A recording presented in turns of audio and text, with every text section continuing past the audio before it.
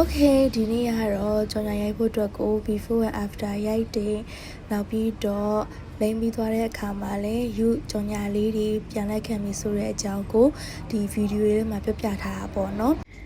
Okay အခုကတော့ပထမဆုံးအနေနဲ့ဗမာဝတ်ဆောင်လေးကိုဝတ်ပြီးတော့ရိုက်ရတာပေါ့နော်ဆိုတော့ဒါကကန်တော်ကြီးထဲမှာရိုက်ထားတာပါ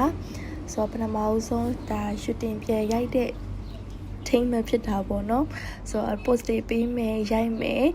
ဒီဇိုင်နာအမစိတ်တိုင်းကြကင်မရာမန်စိတ်တိုင်းကြပေါ့နော်ကျမတို့ရိုက်ကူးရေးလုပ်ကြပါတယ်ဒါကတော့ဟိုရှောင်းဒီရှောင်းတစ်ဖြတ်တစ်ကက်လေးပေါ့နော်နောက်ပြီးတော့ဒါလေးကတော့ဒုတိယဝတ်ဆောင်လေးပေါ့နော်ဒုတိယဝတ်ဆောင်လေးကကာလာ2ရောင်ရိုက်ရတယ်ဒါလေးရပထမဆုံးအပြာရောင်လေးပေါ့နော်ယူကဒီလိုမျိုး commercial လေးတွေကိုအရင်တော့လက်ခံဖြစ်ပါတယ်အခုနောက်ပိုင်းကျတော့တိတ်လက်မခံဖြစ်လို့ပေါ့နော်နည်းနည်းဝေးကွာသွားတာပေါ့အခုဒါလေးတွေကိုပြန်ပြီးတော့လက်ခံနေရဆိုတဲ့အကြောင်းနဲ့အားလုံးကိုပြပြပြီးအသိပေးချင်ပါတယ်ရှင်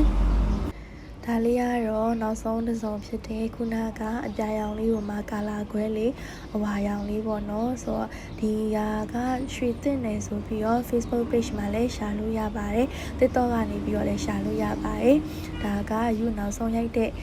အထည်လေးပေါ့နော်ဆိုတော့အဝါရောင်လေးအရင်ကမှတက်တာရှိပြီးတော့ပေါ့ပလေးဖြစ်တဲ့ beach တို့ဘာလို့သွားရင်တော့မှာပေါ့နော်ဒီဝတ်စုံလေးကအရင်ကမှလိုက်ဖက်မှာပါဆိုတော့ဒီနေ့ယူရဲ့ vlog လေးကတော့ဒီမှာပဲရလိုက်ပါမယ်ရှင်နောက်ထပ် vlog တွေမှာလည်းထပ်တွေ့ချင်ပါတယ်ယူကိုဒီ local brand တွေ owner တွေအနေနဲ့လည်းပေါ့နော်ဒီဗမာဝတ်စုံလေးတွေနောက်ပြီးတော့ဒီလိုမျိုးပေါ့နော်ယူနဲ့လိုက်မဲ့ဒီအထည်လေးရှိရဲဆိုရင်လည်း